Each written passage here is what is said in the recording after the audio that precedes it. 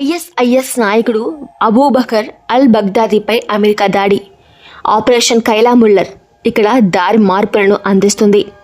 Operation పేరు పెట్టబడిన మానవతా సహాయక కార్యకర్త కోసం కైలా జీన్ ముల్లర్ని చూడండి. 26-27 నుంచి అక్టోబర్ 2019న యునైటెడ్ స్టేట్స్ ఆపరేషన్ కైలా ముల్లర్ అనే సైనిక ఆపరేషన్ కోడ్ను నిర్వహించింది.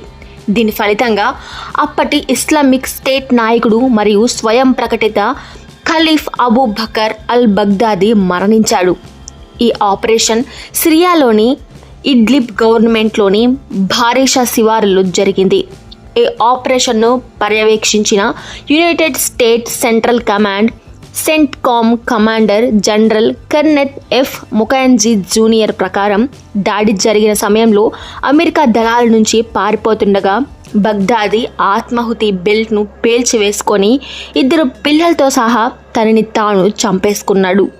ఇస్లామిక్ స్టేట్ చేత బంధించబడి కస్టడీలో మరణించిన అమెరికన్ సహాయ కార్యకర్త కైలా ముల్లర్ పేరు మీద అమెరికా ఈ ఆపరేషన్ పేరును పెట్టారు.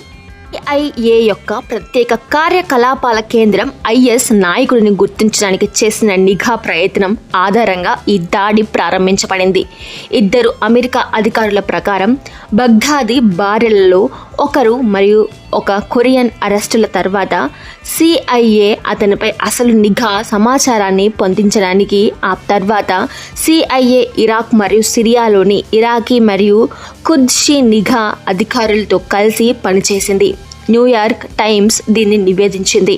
అయితే ది గార్డియన్ ఇరాకీ అధికారులు చెప్పినట్లుగానే ఒక స్మగ్లర్ గతంలో బగ్దాదీ 2 సోదరులు భార్యలను మరియు బగ్దాదీ పిల్లలను అక్రమంగా రవాణా చేశాడు.